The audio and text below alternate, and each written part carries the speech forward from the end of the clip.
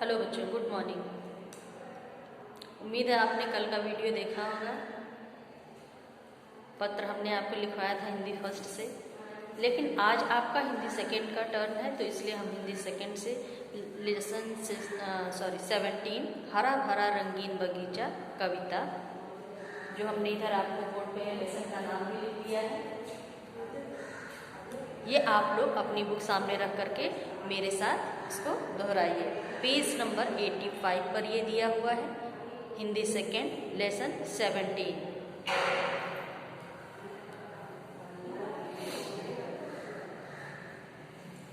प्रस्तुत कविता में अत्यंत सुंदर व सरल रूप में प्रकृति के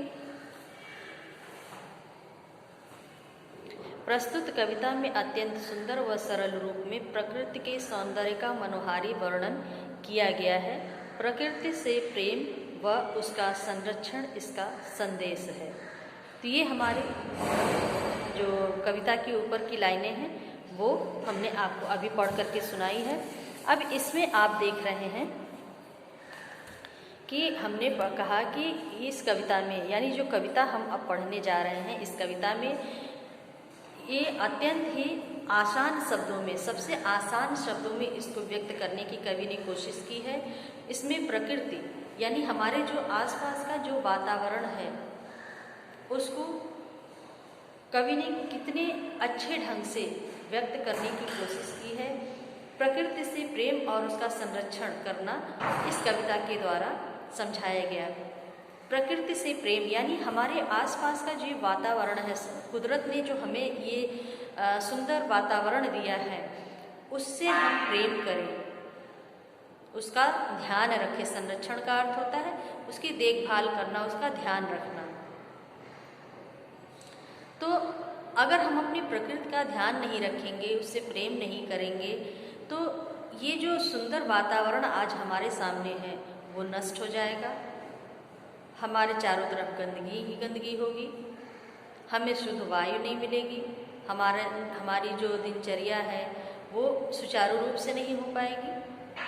तो हर तरह से हमें दिक्कतें आने लगेंगी। इसलिए कवि ने इस कविता के माध्यम से यही समझाया है कि हमें अपनी प्रकृति से प्रेम करना चाहिए, उसकी देखभाल करनी चाहिए, अपने आसपास का वातावरण स्वच्छ रखना चाहिए, साफ सुथरा रखना चाहिए। कितने अच्छे ढंग से कवि ने इस कविता को व्यक्त किया है कि हरा भरा रंगीन बगीचा, इंद्रधनुष उतरा धरती पर, यह मखमल का नया गलीचा।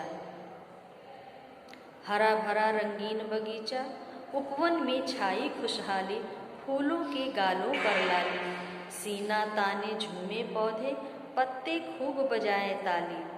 अजब चित्र माली के श्रम का, चित्रकार ने इसे न खींचा। हरा भरा रंगीन बगीचा, फूलों पर तितली मंडराती, बैठ डाल पर कोयल गाती, मोर नाचते हंस झूमते, प्रकृति छटा सबके मन भाती। बांसों ने बांसुरी बजाई, कलियों ने आँखों को मींचा, हरा भरा रंगीन बगीचा। कि अगले पेज पर भी इस कविता को लिखा गया है। अगले पेज पर हम आते हैं।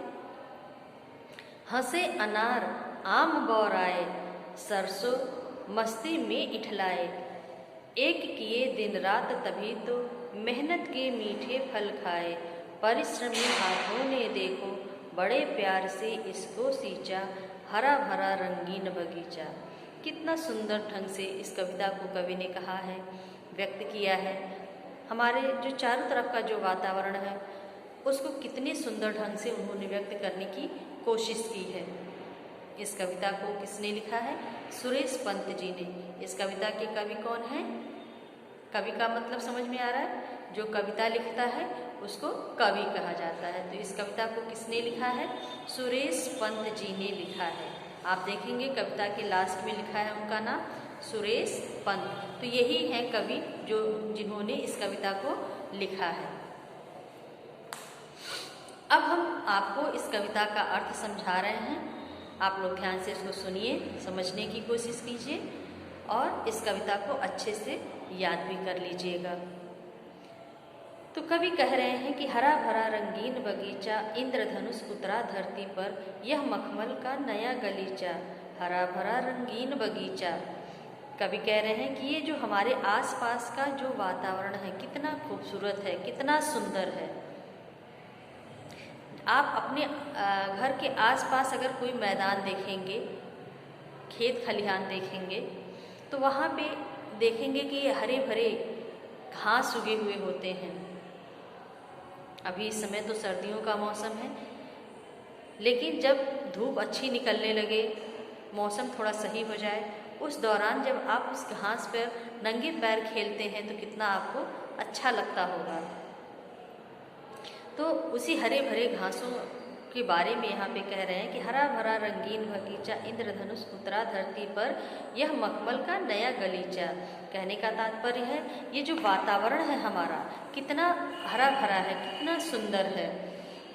ऐसा लगता है जैसे आसमान से इंद्रधनुष अपने सातों रंगों को बिखेरता हुआ हमारी इस धरती पर फैल गया है। चारों तरफ कितनी सुंदर सुंदर रंग बिरंगे फूल खिले हैं। ऐसा लग रहा है जो ये हरी हरी घासें हैं, यह मखमल की कालीन जो होता है बिछाया गया हो। उपवन में छाई खुशहाली, फूलों के गालों पर लाली, सीना ताने झूमे पौधे, पत्ते खूब बजाए ताली। अब कह रहे हैं कि उपवन में जब चारों तरफ, उपवन यानी बगीचा, जब चारों तरफ बगीचे में फूल ही फूल खिले हों तो ऐसा लग रहा है जैसे ये अपनी खुशी को व्यक्त कर रहे हैं कि हम बहुत खुश हैं। इनकी खुशहाली उनके फूल, खिले हुए फूलों से व्यक्त हो रही है। फूलों के गालों पर लाली, और फूल जो हैं वो एकदम से खिले खिले चारों ओर से हैं। ऐसा लग रहा है कि ये अपनी सुंदरता को और अच्छे से व्यक्त कर रहे हैं। सीना ताने झूमे पौधे, यानी बगीचे में जो पौधे हैं वो एकदम सीधे खड़े हुए हैं, और जब हवा चलती है तो उस हवा से पत्ते जब आपस में लड़ते हैं तो ऐसा लगता है कि पत्ते आपस में तालियां बजा रहे हैं। अजब चित्र माली के श्रम का, चित्रकार ने इसे न खींचा। ये जो बगीचे की जो सुंदरता है, कितना खूबसूरत ये बगीचा लग रहा है, और उस बगीचे की सुंदरता को किसने बनाया? माली ने बनाया। उसके इस कठिन परिश्रम ने ही इस उपवन को, इस बगीचे को इतना सुंदर बना दिया है। और ऐसा लगता है कि जैसे किसी चित्रकार ने अपनी रचना को और अच्छे से व्यक्त करना तो चाहा, लेकिन कर ना पा रहा हो। हरा भरा रंगीन बगीचा, फूलों पर तितली मंडराती, बैठ डाल पर कोयल गाती, मोर नाचते हंस झूमते, प्रकृति छटा सबके मन भाती।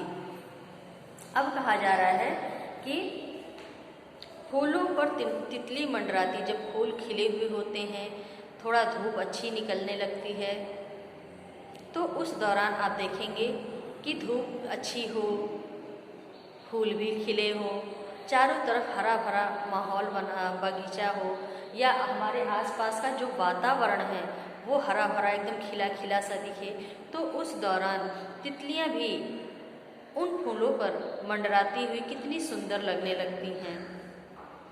बैठ डाल पर कोयल गाती, और पेड़ों की डालियों पर, खासतौर से आम के पेड़ की डालियों पर कोयलें जाते बैठती हैं, तो उन डालियों पर कोयल जो है बैठ करके गाना गा रही है। मोर भी नाचने लगते हैं, हंस भी झूम करके इस सुंदर प्रकृति के, इस सुंदर वातावरण को और भी अच्छा और भी सुंदर बना रहे हैं, ये जो सबके मन को ये भा रहे हैं। बांसों ने बांसुरी बजाई, कलियों ने आँखों को मींचा। बांस के जो पेड़ होते हैं उनसे ही बांसुरी बनाई जाती है, जो आप लोग भी बजाते हैं। तो उन बांसों के लंबे लंबे जो पौधे हैं, तने हैं, पत्ते हैं, वो जब पेड़ों से जब तेज़ हवाएं जब चलती हैं जब तेज़ हवाएं, तो वो पेड़ भी झूमने लगते हैं। उस दौरान जो आवाज़ें निकल रही हैं बांस के पेड़ों से, ऐसा लग रहा है कि वो बांसुरी बजा रही हों।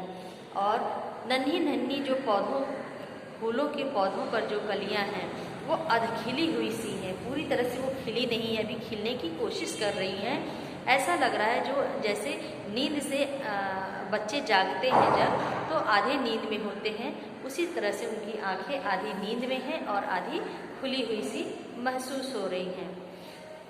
हंसे अनार आम बौराए, सरसों मस्ती में इठलाए। अब कह रहे हैं यहाँ पे कि अनार के पौधों पे अनार खिले हुए हैं, पके हुए हैं, ऐसा लग रहा है वो उन पेड़ों पर हंस रहे हों, खिले खिले से हंस रहे हों। और आम के पेड़ों पर बौर जो लगती हैं वो पूरी तरह से लग गई हैं। सरसों के जो पौधे खेतों में हैं वो भी अपनी मस्ती में झूम रहे हैं, इठला रहे हैं। इन सारे कार्यों को करने के लिए उस माली ने कितना परिश्रम किया होगा, पूरा दिन और रात एक कर दिया होगा अपने इस कठिन परिश्रम से, ताकि इस बगीचे की सुंदरता को और भी अधिक वो बना सके।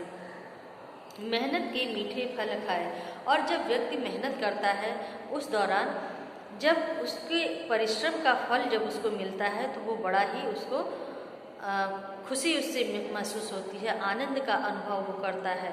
वो फल जो होता है, फल जैसे मान लीजिए आपने एक पौधा लगाया, वो पौधा बड़ा हो गया, किसी फल का पौधा है वो बड़ा होता है, तो फिर कुछ समय के बाद उसमें भी फल आते हैं, फूल आते हैं, आप खाते हैं तो आपको भी अच्छा लगता है, मीठा लगता है, आपको खुशी होती है कि ये मेरा लगाया हुआ पौधा है, इसमें आज फल आ गया और हम उस फल को तोड़कर खा रहे हैं, तो आपको उससे सुकून होता है। उस फल की मिठास से ज़्यादा अनुभव आपका कि आपका लगाया हुआ पौधा है और आपके घर के आंगन में है, आपने उसको किया है, सींचा है, देखभाल की है और तब उस पर फल आया है, तो आपको और अच्छा वो लग रहा होगा। तो इसी तरह से हर व्यक्ति जब अपना मेहनत करता है किसी भी कार्य को करने के लिए और जब उसको सफलता मिलती है तो उसको बहुत ही उससे खुशी का अनुभव भी वो करता है। और इस तरह से उस माली ने कितने कठिन परिश्रम करके इस बगीचे की देखभाल की है, जिससे ये बगीचा इतना सुंदर हरा भरा दिख रहा है। तो ये हमारी कविता हो गई आज की, और इस कविता को आपको याद भी करना है। याद करने के बाद इस कविता को लिखना भी है। तो हम आपको ये कविता 10 लाइन याद करने के लिए और 10 लाइन कॉपी में, फेयर कॉपी में लिखने के लिए दे रहे हैं। तो आप अपनी स्कूल डायरी निकाल लीजिए, उसमें आज का दिनांक यानी डेट आज का डालिए और उसमें आज का होमवर्क नोट करिए।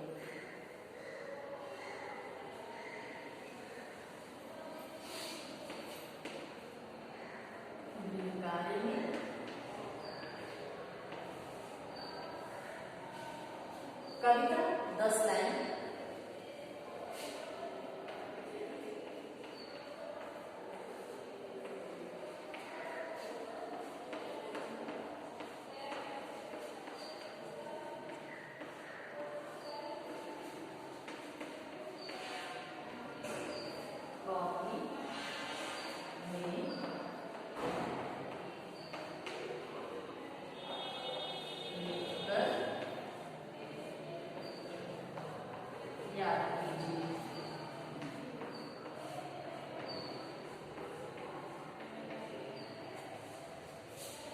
ये कविता हमने अभी आपको जो पढ़ाई है उस कविता को आपको बुक से देख करके पहले याद भी करना, एक बार पढ़िए।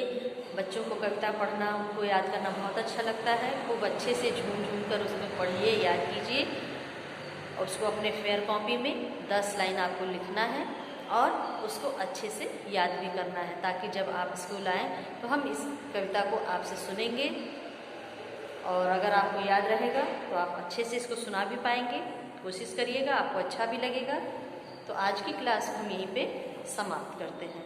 अगली क्लास में हम आपको इस लेसन से जो भी एक्सरसाइज में दिए गए हैं वो हम आपका कंप्लीट कराएंगे। तब तक के लिए आज का ये जो होमवर्क हमने आपको दिया है वो आप अच्छे से इसको याद भी करिए